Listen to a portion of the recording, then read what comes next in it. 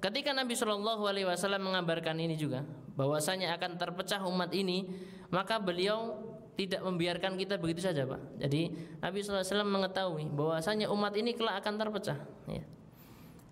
Dan ini juga sebagaimana perkataan Umar bin Khattab ketika beliau suatu ketika berfikir dalam kitab Syu'abul Iman, beliau bertanya pada Abdullah ibnu Abbas, wahai ibnu Abbas, kenapa kaifa taftariqu hadhil ummah? Bagaimana terpecah umat ini? Nabiyuha wahid, kitabuha wahid, wa dinuha wahid. Nabinya satu, kitabnya satu, agamanya satu, tapi kenapa terpecah? Ya. Maka Ibnu Abbas mengatakan, kita para sahabat Nabi Shallallahu Alaihi Wasallam ketika membaca Al-Quran, maka kita mengetahui ayat ini turun bagaimana, tentang apa, maksudnya apa, kita mengetahui.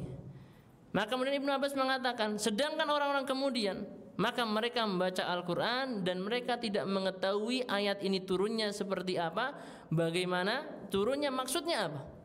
Maka kemudian Ibnu Abbas mengatakan, maka kemudian muncullah di antara mereka orang-orang yang mendahulukan akal-akalnya. Maka ketika yang digunakan memahami Al-Quran, memahami ayat ini adalah akal-akal mereka, maka kemudianlah terjadi perselisihan. Ini menunjukkan Bapak Ibu yang dirahmati Allah, ketika kita memahami Al-Quran dan sunnah Nabi Shallallahu Alaihi Wasallam, maka hendaknya kita mengembalikan tafsirnya itu kepada para sahabat Nabi Shallallahu Alaihi Wasallam. Ya. Karena Bapak, tidak semua yang membawakan ayat Al-Quran itu atau hadis Nabi Shallallahu Alaihi Wasallam kemudian di atas kebenaran. Termasuk kisahnya siapa? Orang-orang Khawarij. Orang-orang Khawarij itu di masa Ali bin Abi Thalib, mereka mengkafirkan para sahabat, bahkan membunuh kaum muslimin. Ya.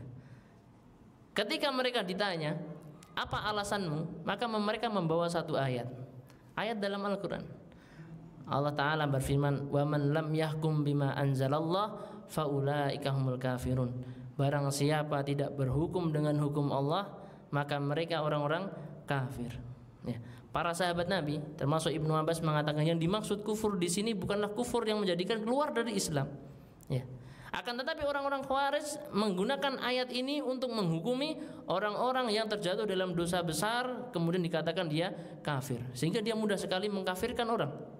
Ya. Maka itu terjadi di masa para sahabat Nabi SAW masih hidup, dan terparahnya di masa Ali bin Abi Thalib. Yang akhirnya singkat cerita, maka ketika Ali bin Abi Thalib mendengar apa yang dia katakan, bahwasanya dia membawa ayat, maka beliau mengatakan, qaulul haq, perkataannya benar, yang dibawa itu benar, yaitu apa, Pak? Ayat dari Al-Quran, qaulul haq wa urida bihil batil, akan tetapi yang diinginkan dari ayat ini adalah kebatilan, adalah kesesatan. Ya.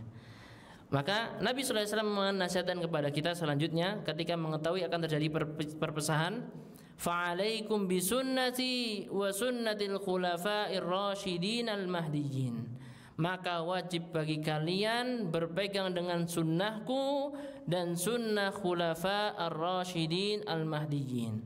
Untuk berpegang dengan sunnahku, yaitu jalan.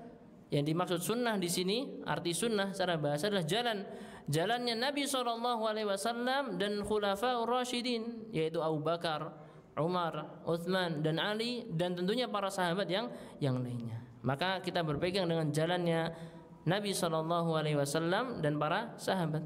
Ya.